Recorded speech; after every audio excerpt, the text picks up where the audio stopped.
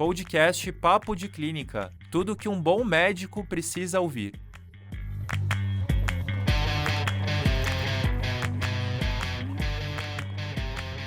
Bom dia, boa tarde, boa noite, nossos ouvintes, nossos queridos ouvintes que estão aí em casa, chegando em casa depois de um dia de residência, indo para o seu hospital, na pausa do almoço.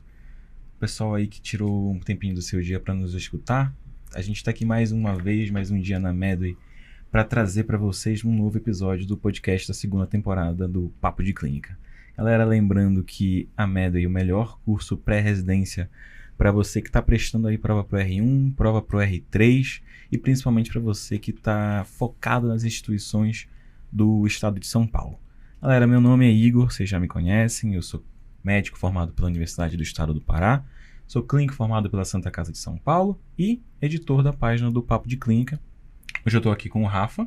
Fala, galera, muito bom estar aqui novamente, vamos lá fazer essa discussão bacana. Sou Rafael Franco, sou médico formado pela UFRN, clínico formado pela USP e oncologista também formado pela USP, um dos fundadores do Papo de Clínica, e aqui junto com vocês na Medway para a gente discutir um tema bastante espinhoso, hein, Igão? Então, a gente vai falar um pouquinho sobre como lidar com atitudes antiéticas na prática médica e a gente trouxe como convidado aqui mais uma vez o Dante. Ô Dante, fala aí pra galera quem é você, quem não te conhece ainda. E aí, pessoal, tudo tranquilo? Bom, alguns de vocês já devem me conhecer do Papo de Clínica, eu também sou um dos cofundadores, meu nome é Dante, eu sou médico intensivista e clínico formado pela USP, também fiz faculdade lá na USP, e hoje estou aqui para discutir esse tema bastante espinhoso com vocês, e querendo ou não, tendo essa vivência aí nas residências e na UTI, depois na assistência, quando formado, tenho bastante prática e vivência para falar sobre esse tema. Certo. Então, vamos começar logo com os dois pés no peito, né? Primeira coisa que eu queria te perguntar, Dante, pra gente já deixar bem definido, o que é uma atitude antiética? Quem decide o que é uma atitude antiética? E, sim, dito isso, como é que a gente consegue ter esse controle? Assim, quem vigia os vigilantes? Como é que a gente sabe quem que é antiético? Como é que você define isso na tua prática diária? Bom, vamos lá. Acho que nesse contexto, a ética médica ela tem uma tangência bastante grande com o direito, no sentido de que ninguém é antiético até que se prove que a pessoa é antiética, né? Então, existe todo um processo que vai desde uma abertura de uma sindicância, que pode ser inicialmente no hospital, no comitê de ética do hospital, e que depois vai ser transicionada para o Conselho Regional de Medicina. Existe toda essa investigação que depois, havendo indício suficiente de que a pessoa tenha cometido uma atitude antiética, isso pode ser convertido em um processo ético profissional. E só depois de todo o andamento do processo, que muitas vezes chega a levar até 5 anos, a pessoa sendo condenada, a gente pode dizer efetivamente que ela faltou com a ética a depender do artigo que ela violou. Se eu falei da parte de julgamento, eu também tenho a parte do que a gente pode também fazer um paralelo com o que é a legislação, que é o nosso Código de Ética Médica, né? E nesse Código de Ética Médica estão ali dispostas centenas de atitudes que são consideradas antiéticas. E a gente tem lá, basicamente, uma frase inicial que fala é vedado ao médico. Então, é vedado ao médico, artigo 1º, 2º, 3º, descrevendo várias atitudes, várias práticas que não são compatíveis com a ética médica na visão atual de entendimento do Conselho Federal de Medicina, né? Então, isso é uma coisa que é mutável ao longo dos anos, mas que há algumas coisas que são consenso já há muito tempo e que vem desde a época de Hipócrates, desde a Grécia Antiga, tá? Então, isso é bem importante deixar claro. Cara, e essa questão que você pontuou é bem estabelecido, claro, nós temos o nosso código de ética, né, que é previsto pelo CFM, pelo CRM, mas a impressão que nós temos é que não existe uma fiscalização acirrada, né, por parte das nossas entidades, né, representativas das classes e tudo, e não há essa vigilância. Então, como é que na prática acontece? Uma atitude antiética ela só vai ser apreciada uma vez que seja denunciada, ou existe uma busca ativa nesse sentido, uma revisão sistemática de prontuário? Conta pra gente como que funciona. Veja, fazendo mais um paralelo com o direito. A gente tem, por exemplo, o Código Penal, né? Não necessariamente todos os crimes vão ser punidos, porque o crime, para ser punido, ele precisa ter todo um processo por trás dele, precisa ter uma denúncia, né? No caso das investigações ético-profissionais do CRM, há necessidade de haver uma denúncia, essa denúncia não pode ser anônima, tá? Pode ser escrita de próprio punho, pode ser um paciente, pode ser um outro médico, mas há necessidade de ter uma denúncia que não seja anônima. E uma segunda situação em que o CREMESP ele deve investigar, naquele caso que a gente faz a investigação de ofício. Ou seja, teve uma notícia no jornal, saiu no Fantástico, que o doutor fulano fez determinada coisa e isso gerou uma grande comoção social. Esse caso vai ser aberto uma sindicância de ofício, tá? Não, sem necessariamente partir de uma denúncia que denuncia aquela situação, porque é amplamente conhecida. Agora, o problema é que, assim, veja, como as atitudes antiéticas elas são coisas extremamente sérias, né? Eu também não posso banalizar. E aí, mais uma vez, trago um paralelo do direito. Na lei, é melhor você ter uma pessoa que seja culpada, que não seja processada ou que seja inocentado, do que você ter um inocente que seja condenado. Então, esse tipo de postura dos conselhos, eu acredito que seja nesse sentido, de evitar com que você tenha denúncias desnecessárias, denúncias exageradas, e também de uma certa forma para não sobrecarregar o conselho. Agora, lógico que isso também traz problemas. A gente tem situações que, lógico, se você pegar e ler o Código de Ética Médica, são claramente violam vários artigos aí. Então, vamos dar alguns exemplos, por exemplo. Médico que prescreve medicação sem evidência científica. Né? Então, eu estou prescrevendo anabolizante e o meu paciente ele tem um dano grave daquilo que ele nem precisaria estar recebendo. Isso é uma atitude antiética. Sim. Mas aí o que os conselhos alegam é que também, talvez, eles agindo contra isso, vá de encontro ao princípio da autonomia médica. Não vou entrar em julgamento de que se eu concordo ou não com isso, mas esse é o argumento que é utilizado, de pesar a autonomia médica versus talvez uma prática antiética. Então é uma discussão complexa, não é uma coisa simples. E eu acho que assim, você deu um exemplo de uma coisa que é muito evidente, né? Que hoje está escrachada, as pessoas não têm mais pudor de fazer isso. Mas existem aquelas atitudes antiéticas que elas acontecem no silêncio do hospital. Eu queria perguntar para você, você foi responsável por um serviço de UTI de referência, né, do Estado, por muito tempo. Eu queria perguntar, na sua experiência, você via isso com frequência? Sim, com coisa de... uma coisa que eu poderia definir como antiética, uma vez por semana... Isso. Uma vez por dia, uma vez por mês. Não era tão comum. Veja, a maioria das... Como eu bem disse, né, não é uma coisa que a gente pode condenar ou inocentar alguém porque não é nosso papel. Uhum. Mas eu via, sim, algumas atitudes com certa frequência com indícios de violação a alguns preceitos éticos que estão dispostos no Código de Ética Médica. Tá? Grande maioria das vezes eram coisas que eram consideradas leves. Tá? Então, alguma omissão em prontuário... alguma situação que, por exemplo, teve uma discordância de conduta entre os colegas, aí que teve um bate-boca em prontuário, né? Óbvio, sem expor a pessoa indevidamente, mas sabe aquela coisa que não é ético, entendeu? Não é uma coisa absurda, não é uma coisa totalmente descabida, uma coisa que causou dano efetivo ao paciente, mas é uma coisa que não deveria estar no prontuário porque isso é fofoca, bate-boca, tá? Uhum. Até situações realmente de danos graves ao paciente. E veja, é uma coisa que eu quero deixar bem claro aqui, nem todo dano ao paciente é uma atitude antiética, por mais grave que tenha sido o evento adverso. Então isso é importante ter essa diferenciação.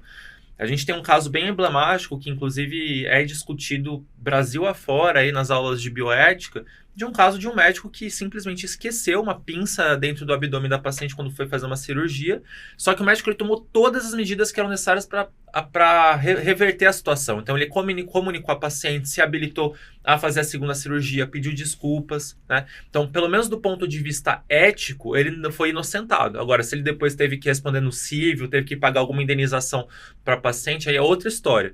Mas, por mais absurda que seja a situação na mentalidade popular, nem sempre a pessoa vai ser condenada, né? E é uma coisa que eu gosto de deixar bem claro. Pessoal, cometeu algum evento adverso, causou algum dano para o paciente, sempre tem que ser transparente. Não dá para simplesmente querer varrer as coisas para debaixo do tapete. Infelizmente, isso não é algo que é tão difundido por aí. A gente vê médicos presos, mas espera aí, passar um catéter na carótida do paciente, precisa mesmo contar para a família? Precisa mesmo contar para o paciente? Precisa, é óbvio que precisa. Você vai chamar, você vai colocar em prontuário que você deu toda a assistência possível, que você prestou todo o atendimento possível, que você tentou reverter toda a situação diante daquilo que você causou, e nunca varrer para debaixo do tapete. Então, talvez uma das situações mais graves que eu tenha visto foi nessa tentativa de perceber que tinha cometido algum engano, que tinha cometido algum evento adverso e meio que querer colocar panos quentes na situação, meio que não descrever a situação em prontuário. Isso é bem complicado e a pessoa, na verdade, eu não acho que seja nem que a pessoa ela premeditou tudo aquilo, mas ela tem medo de que ela seja vista como um mau médico, que ela seja vista como antiética, mas na verdade, se você por acaso for processado e for visto naquele processo que você tentou esconder a situação, veio para debaixo do tapete, se você for condenado, a sua pena vai ser muito maior do que se você sempre tiver jogado a limpo. Então, acho que isso é o primeiro ponto importante a dizer. E o segundo ponto que eu acho bem importante também é que todo estudante de medicina e todo médico tem que ler o Código de Ética Médica. Se você lê, você sabe o que não pode fazer, né? Eu tenho uma dúvida de publicidade médica. Leia o código. Leia e veja o que pode fazer. Porque senão você está amparado. Você vai ser julgado baseado nos artigos que você supostamente infringiu no Código de Ética Médica. Então, se você sabe o código e você não faz aquilo, você não vai ser processado. É simples assim. Você acha que... Eu acho que você falou uma coisa muito importante. Eu tenho a impressão de que muitas pequenas atitudes antiéticas, os colegas não sabem que se de fato é antiético.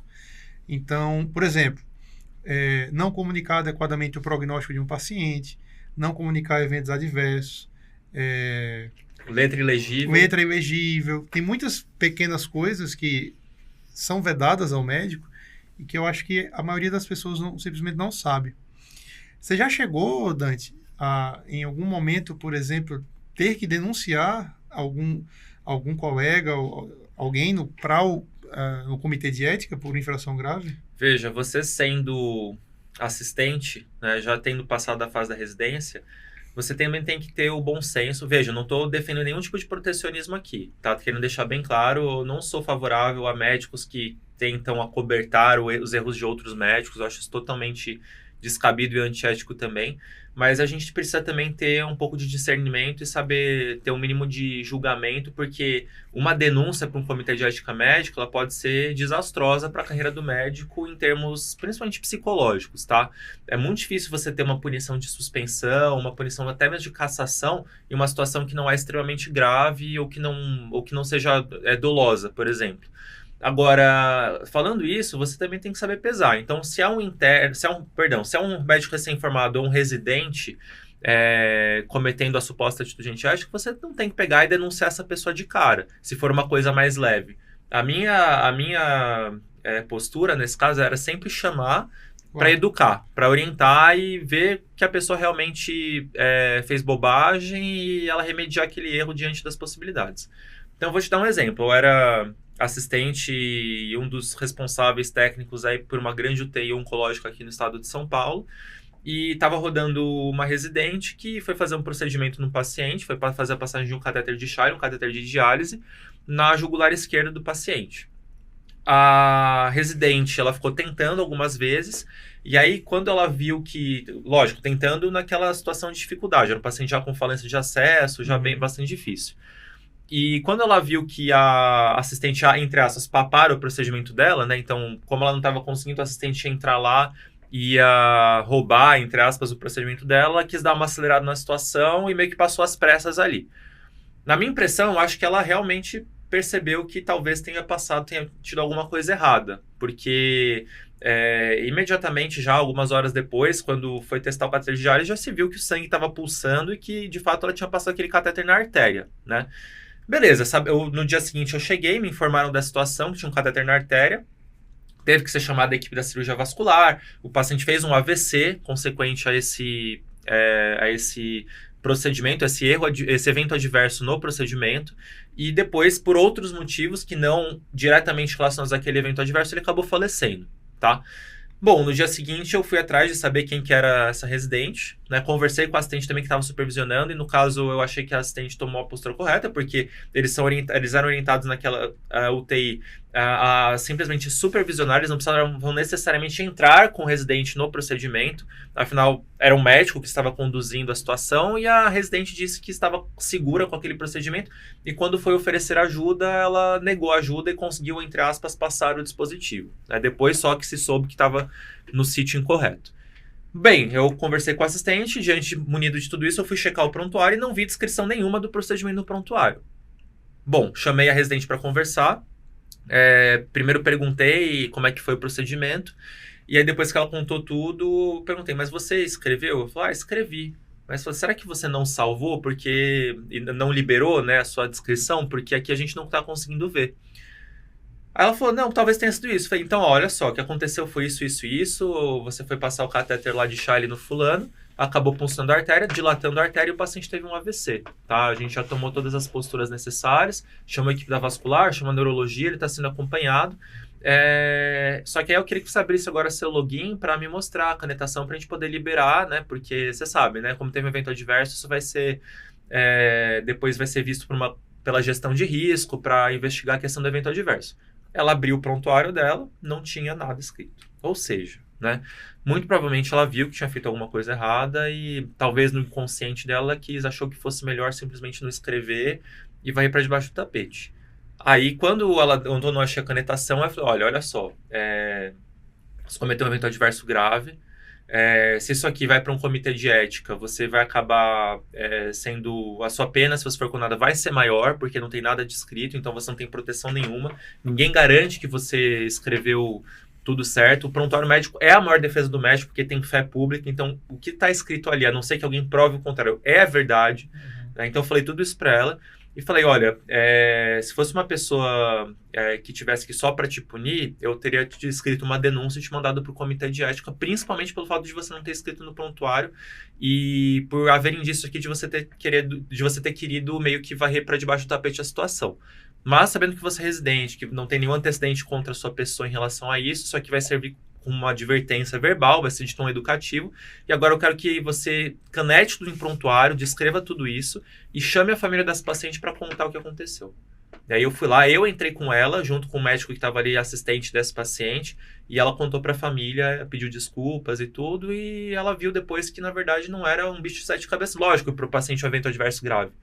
Mas que a família, quando é muito bem explicado, mesmo que seja uma iatrogenia, a família entende. Então esse é um ponto. Então nesse caso, por uma questão de justiça, por uma questão de, a meu ver, haver atenuantes, era uma residente, era a primeira vez, ela estava meio que assustada com a situação e tomou uma decisão errada em cima dessa situação, a gente pegou mais leve. Agora teve uma outra situação que aí eu era residente e a gente estava cuidando de um paciente que estava com uma adenomegalia e era HIV positivo. Esse paciente ele precisava fazer uma biópsia desse linfonodo, né, que havia uma suspeita de linfoma. A gente chamou a equipe de cabeça e pescoço e o médico residente foi extremamente grosseiro e disse que não ia operar o paciente porque ele tinha risco de pegar HIV na cirurgia. Aí falou isso na frente do paciente, inclusive, todo mundo ouviu, a equipe multi ouviu. Então havia várias testemunhas em relação à situação. E aí a gente levou isso para o assistente na época e o assistente, em conjunto com a equipe multi, com a equipe dos residentes, decidiu denunciar esse médico que tomou essa atitude totalmente antiética para o comitê de ética. Mas aí, vejam, é uma situação distinta, né? Tem... Falha de caráter. Tem uma gravidade maior nisso que ele fez, entendeu? Já havia um antecedente em relação a essa pessoa, ela já havia passado por outros problemas também de cunho ético. Então, tem que saber ponderar tudo isso antes de fazer uma denúncia, né? E tem que realmente ir atrás dos casos que valem a pena. Se você pode chamar e educar a pessoa, isso vai ser muito mais produtivo para a pessoa e para a instituição do que simplesmente você pegar e denunciar todo mundo que você bateu boca no prontuário, que você não concorda, né? Existem critérios para isso. E também o comitê de ética do hospital ele tem que ter um mínimo de bom senso de saber o que é admissível e o que não é admissível numa eventual sindicância aí de investigação de atitude antiética. Você vê a importância de fazer residência médica, né, cara? Porque você descreveu uma situação em que a residente estava assistida num ambiente controlado, numa instituição de ensino, houve um evento adverso, ela foi ensinada a como proceder, que é uma coisa que, abre parênteses, em geral nós não somos, E isso que aconteceu, infelizmente, as custas de um evento adverso grave para o paciente, mas eu tenho certeza que isso vai gerar uma marca na mente dessa pessoa, né? E ela vai se tornar uma pessoa melhor por ter corrigido esse problema. Eu imagino por aí, por exemplo, que a gente sabe no Brasil afora, colegas que assumem plantões de alta complexidade, como plantões de UTI, né, num contexto de recém-formado. Aqui eu faço a primeira pessoa que se acusa, porque o meu primeiro plantão de recém-formado foi no UTI, quando eu era recém-formado. E aí aquela curva, aquela coisa, né? Quando você é ignorante, você não tem dimensão do risco que você está assumindo para si e para os seus pacientes. Hoje eu vejo que foi uma atitude de extrema imprudência da minha parte. Eu não teria, sabendo o que eu sei hoje, eu, como recém-formado, jamais daria um plantão de UTI. Né? Na formação de vocês, não na formação como residente, na formação como acadêmico, vocês tiveram alguma coisa de preparo para isso? Sim, eu tive. Eu na graduação, nunca me falaram isso, e eu lembro perfeitamente, eu era residente de clínica lá no HC, na nossa residência de clínica, isso é muito batido, a questão de evento adverso, e eu lembro demais numa oficina que a gente teve, ainda como residente de clínica, em que isso era dito, era ensinado, que no momento que você comete um evento adverso, você deve comunicar ao paciente. E eu lembro demais que isso, para mim, chamou muita atenção, porque é algo extremamente contraintuitivo, né? E é extremamente bem documentado na literatura de que isso reduz litigância médica. Quando você traz a família para conversar, você expõe o erro que aconteceu e se mostra interessado em reverter aquela situação. Isso reduz os processos, né? E, felizmente, na nossa formação de residência, nós tivemos isso bem forte, mas a gente sabe que não é a regra, pelo contrário, é a exceção. E a maioria dos colegas, existe a questão do cooperativismo. Eu não falo, você não fala, deixa tudo assim, não escreve, né? E a questão de varrer para debaixo do tapete é a regra. A tua formação foi como, né? Eu tive bastante aula na graduação de bioética e eu lembro até hoje, um dos professores falou assim, olha, gente, atestado médico, não dê atestado falso. Não dê atestado falso, porque vai ser descoberto e você vai se queimar, vai perder a primariedade lá no CREMESP por bobagem. Então, vamos dar um atestado para amiguinho não ir no hospital, não ir na faculdade amanhã, porque ele não quer perder a prova. Vão pegar e se pegarem, você vai ser responsabilizado e não vai ter desculpa nenhuma, né? Então, tem que ter... Gente, atestado médico tem que ter muito cuidado, né? Tem uma história, minha mãe é médica também, ela trabalha numa unidade de saúde, e lá um paciente pediu uma declaração de horas, lá a declaração de horas que foi dada foi maior do período que ele estava, e esse sujeito, logo depois que ele saiu, ele assaltou uma pessoa e quis usar aquele atestado como álibi. E aí depois se viu por câmera que não tinha como ele estar naquele local naquele momento, e a médica foi severamente punida no penal e no ético-administrativo por conta desse atestado. Então tem que tomar muito cuidado com isso. Eu sempre falo, não deem atestado falso, gente, é besteira e vocês se queimam por bobagem. E ainda mais um detalhe, não deem atestado utilizando documentos, né, receituário de instituições onde você não atende. Públicas, principalmente. Sobretudo públicas, né? Recentemente ganhou notoriedade aí na comunidade médica o caso, eu não conheço os envolvidos, né? Mas o caso de uma médica dermatologista, não sei se vocês ouviram falar disso. Era uma médica dermatologista que atendeu por consideração, eu acho que era uma funcionária da sua casa, sim. Ela atendeu um amigo desta funcionária que apareceu com determinada lesão de pele. A funcionária mostrou a foto da lesão para a médica e a médica deu o diagnóstico, né, pela foto e forneceu uma receita e um atestado para esse indivíduo que era amigo da funcionária. E aí essa pessoa levou o atestado para o trabalho. Apresentou o atestado no trabalho. Detalhe, a médica dermatologista havia utilizado um receituário de uma instituição onde ela não atendia.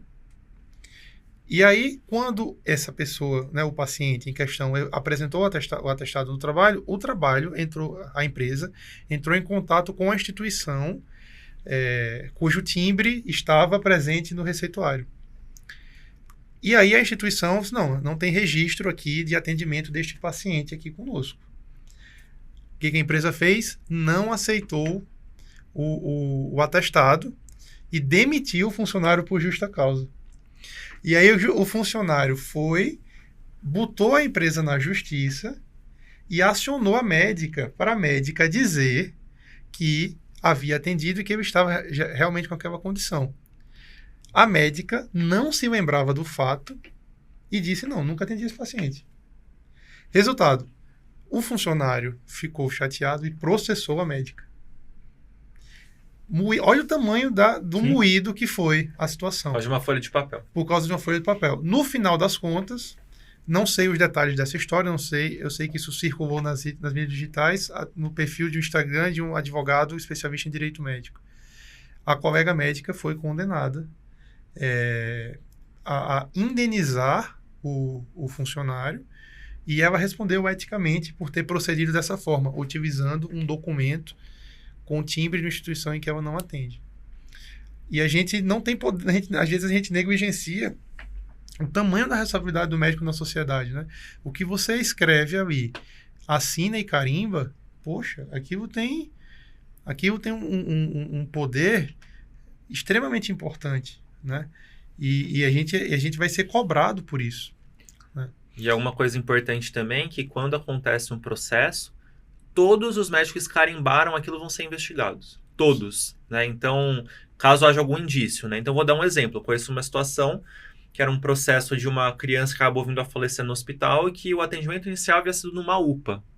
E aí, os médicos que atenderam aquela criança na UPA tinham um carimbo escrito pediatra e eles não tinham RQE. Eles não fizeram nada para causar dano para aquela criança, não havia nenhum indício em relação a isso. Mas como eles tinham o carimbo ali com o pediatra e não eram pediatras, eles estão respondendo especificamente por esse fato. Então, tudo é investigado caso vire um processo ético profissional. Tudo. Eu vou dar outro exemplo, extremamente comum. Declaração de óbito. Eu conheço um caso que me chamou muita atenção, que aconteceu num hospital geral da minha cidade, em que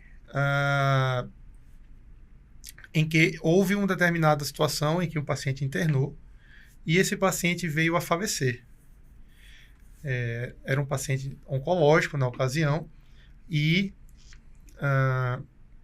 naquela coisa de plantão noturno, o colega plantonista provavelmente não era um colega que acompanhou aquele caso por muito tempo, ele foi preencher a declaração de óbito como sepse, causa da morte, sepse. E aí a família, num comportamento beligerante, né, um comportamento de conflito, já não aceitava o contexto de terminalidade do paciente, e aí questionou a suspensão de uma antibiótico terapia que havia acontecido por término de tratamento, de forma adequada, tinha acontecido poucos dias antes. Na cabeça da família, poxa, como é que meu familiar falece de sepse e a equipe médica suspendeu o antibiótico na véspera? Assim, até você provar isso diante do tribunal, você vai o processo, o desgaste, né? Então, outra coisa, pessoal, declaração de óbito é um negócio que precisa ser preenchido com muita cautela. Se você não está certo da causa da morte daquele paciente, não meta a sua sepse lá. Enfim, é preciso preencher com muito cuidado. Às vezes acontece um óbito no meio da madrugada e você acorda para preencher aquela DO e quer resolver logo aquilo para voltar a descansar porque o plantão foi ruim. A gente tem que tomar muito cuidado com isso. Não, isso que você comentou é bem importante. Por mais que nesse caso, muito provavelmente, a pessoa seja inocentada, ela vai ter que enfrentar um processo durante vários anos, ter uma despesa com advogado, né? Vai também ter uma questão psicológica importante, porque a pessoa vai ficar pensando, e se eu for condenado, né? Então, é complicado. Não é também que é só, eu estou certo, então vamos pro processo, vamos pro pau aí, porque eu sei que eu vou ser inocentado. Tem todo um transtorno que rege isso, né? Pegando essa temática, esse gancho de como é que faz essa abordagem com familiares, acho que fica claro aqui que o principal, quando você se depara com uma situação, um evento adverso, é comunicar, né? Imediatamente. Exatamente. Seja o paciente, se ele estiver consciente e orientado, seja os familiares, se não for o caso. Na prática de vocês, quando se depararam com eventos adversos, com situações, enfim, que não são as que a gente deseja quando vai fazer algum procedimento ou alguma coisa assim. Como é que vocês fazem essa comunicação? Então, Com a tem uma família. história bem emblemática, né? Nesse mesmo hospital que eu trabalhava, teve um paciente que estava internado na UTI, fez uma FA aguda, né? E olha a sequência de erros, né? Ninguém prescreveu, alguém falou naquele desespero, né? Pega uma mildarona. Aí o técnico de enfermagem foi lá na farmácia, pediu um Ancoron. O que a farmacêutica entendeu? Rocuron. Deu para ele Rocurônio, ele não viu a ampola, diluiu no soro lá, correu, o paciente parou de respirar, teve uma parada cardíaca, foi entubada, acabou depois falecendo não por conta desse evento, mas por outro motivo. Imediatamente quando isso aconteceu, a gente canetou tudo isso que aconteceu, deixou bem claro em prontuário, notificou o evento adverso, chamou a família e foi bem franco. Olha, a situação é essa, aconteceu um erro de medicação, de troca de medicação, a gente pede 1000 desculpas, a gente vai tentar reparar isso, fazer de toda forma possível, e no final, quando essa paciente faleceu por outro motivo, a família estava super confiante na equipe da UTI, porque realmente desde o começo houve essa transparência em contar tudo o que havia acontecido. Assim, como oncologista, assim, a gente tem, nessa especialidade, na nossa rotina são conversas difíceis. Então, eu, graças a Deus, nunca passei por uma situação de precisar comunicar um erro médico, né? E não porque, eu costumo dizer assim, só não erra quem não faz, né? Talvez seja porque eu ainda seja um médico jovem, mas eu tenho certeza que todos nós, em algum momento, poderemos passar por isso, né? Mas eu não consigo ver outro cenário que não chamar a família, colocar a situação, né? Usar todos aqueles conhecimentos que nós temos sobre comunicação de más notícias e dar todo o suporte. Né? Eu tive uma experiência pessoal na minha família, né? Que minha mãe, ela fez um procedimento na época que eu estava em vias de me formar. Ela fez um procedimento estético, né, uma abdominoplastia. Na ocasião, houve isso não foi julgado, etc. Mas, a meu ver, eu era estudante de medicina, eu entendia, a meu ver, o que houve foi um erro médico, porque houve uma rafia muito tensa dos retos abdominais e ela teve uma restrição muito severa de expansibilidade pulmonar, então ela evoluiu com síndrome de desconforto respiratório. Isso só foi detectado depois de alguns dias de UTI, quando foi visto realmente que ela tinha essa restrição importante de expansibilidade. Foi chamado o cirurgião e o cirurgião teve que desfazer a rafia dos retos abdominais, e foi quando ela teve melhora dos parâmetros respiratórios.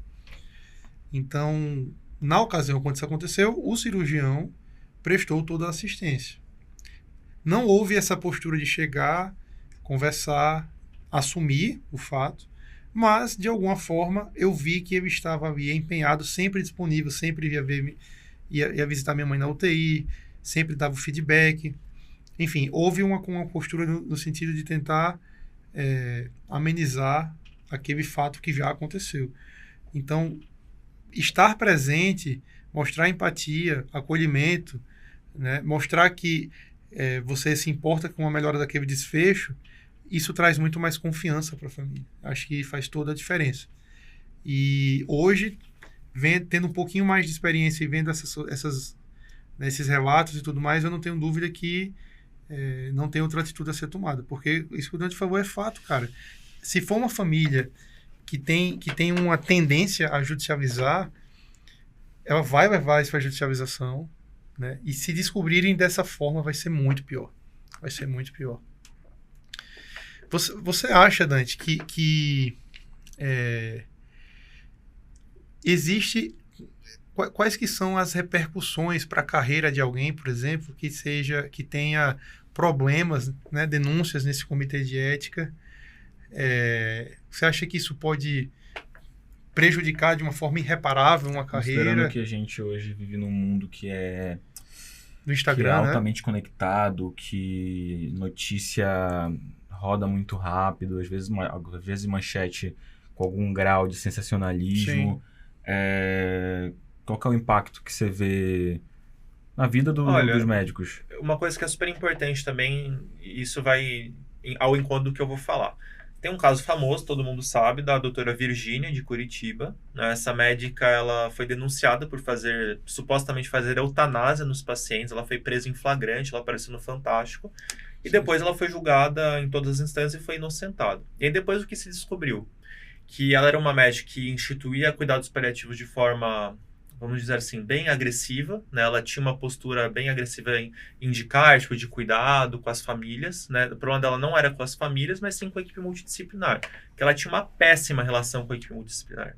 E aí a equipe, primeiro que não entendia o que ela estava fazendo, no sentido da indicação de cuidados paliativos de uma forma tão agressiva, e segundo que havia uma questão pessoal também com ela, e eles aproveitaram, juntaram tudo e acabaram denunciando, e ela sofreu todas as consequências disso.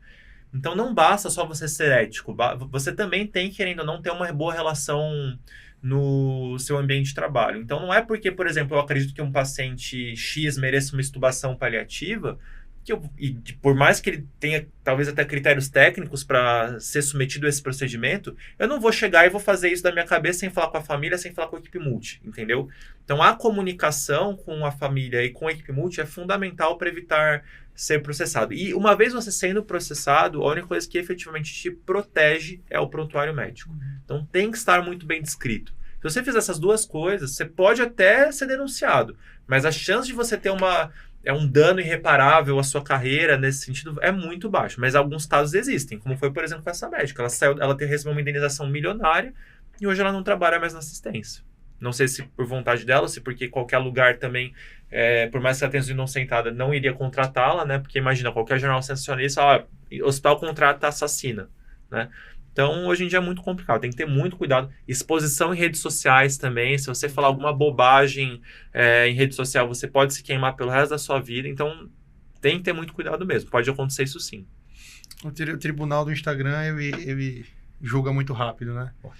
Caras, eu acho que foi muito bacana o nosso bate-papo, acho que o insight que tem que ficar para quem está ouvindo a gente é tentar se policiar o máximo que possível, o máximo que der, e caso seja em algum momento isso aconteça com você, que ninguém está livre de cometer um deslize ou cometer algum tipo de atitude, repare, tentar fazer a correta reparação, deixar tudo muito bem registrado no prontuário. Em caso de eventos adversos graves, comunique a família, comunique o paciente, registre no prontuário, e fazendo dessa forma a gente se protege mais. Eu queria fazer uma consideração final. Reforço a importância da residência médica na construção de um médico ético. Isso é extremamente importante, tá? Então, vou dar um exemplo meu. Por exemplo, quando eu estava na residência, a gente teve uma situação em que eu não concordava com a conduta da cirurgia vascular e acabei batendo boca em prontuário. E aí depois, mais pra frente, a gente via o quão chato, o quão desconfortável, o quão, às vezes, até antiético é fazer esse tipo de situação, e a gente tem um certo amadurecimento depois. Então, reforço essa importância de estudar, de ler o Código de Ética Médica, de passar por uma residência, de fazer uma formação mesmo bioética para ser um médico melhor nesse sentido. Isso é uma coisa que eu quero deixar bem claro. Assim, ninguém aqui é 100% ético, 100% inabalável. Todo mundo, mais cedo ou mais tarde, vai ter algum pequeno deslize. O importante é você saber como você vai lidar com aquilo e como você vai reparar, que foi como o Rafael falou. Tá? Então, eu queria mais uma vez reforçar a importância disso do que a gente comentou hoje e de ter essa educação em ética, porque a educação, gente, é o melhor caminho aí para evitar ser processado. E assim, gente, no direito, falar que não sabia não é desculpa. Então, tem que conhecer, tem que saber e tem que saber também se proteger para depois você não ter um processo, uma situação muito desagradável que possa arruinar a sua carreira. Meninos, muito obrigado. Foi um prazer ter essa conversa com vocês. Tenho certeza que o pessoal, nossos ouvintes aí, também gostaram bastante. E, galera, muito obrigado pela audiência. Não deixem de seguir o Papo de Clínica no @ do Instagram.